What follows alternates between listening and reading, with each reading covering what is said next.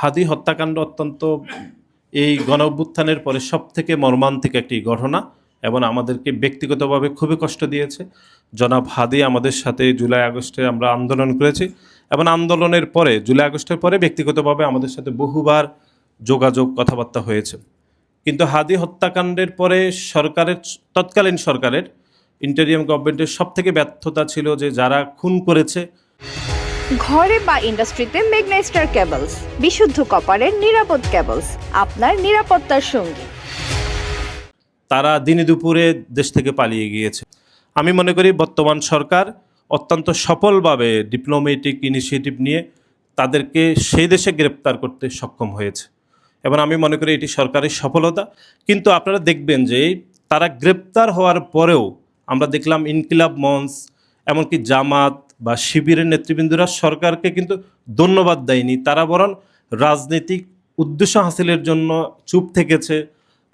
HPL uPVC pipe and fittings, শক্ত, মজবুত ও দীর্ঘস্থায়ী, এক পাইপে জীবন পার।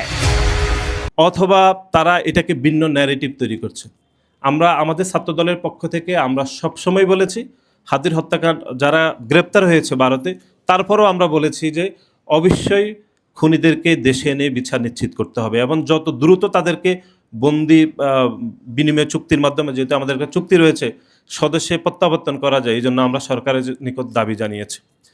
তো এটি একটি রাজনৈতিক বিষয়। যা হোক, আমি ব্যক্তিগতভাবে মনে করি যে নোয়াখালীর সাংবাদিকরা, বিশেষ করে নোয়াখালী প্রেস ক্লাব, আপনারা সকলে ঐক্যবদ্ধ থাকবেন।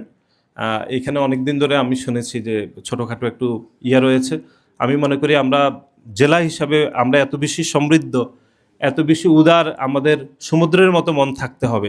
আপনারা যদি ঐক্যবদ্ধ থাকেন তাহলে ইনশাল্লাহ আমি মনে করি যে আগামী, যেহেতু ঈদ শেষ হয়েছে, আমি তথ্যমন্ত্রীকে আগামী 2 থেকে 3 মাসের মধ্যে আমাদের নোয়াখালীতে নিয়ে আসার আমি সর্বোচ্চ চেষ্টা করব।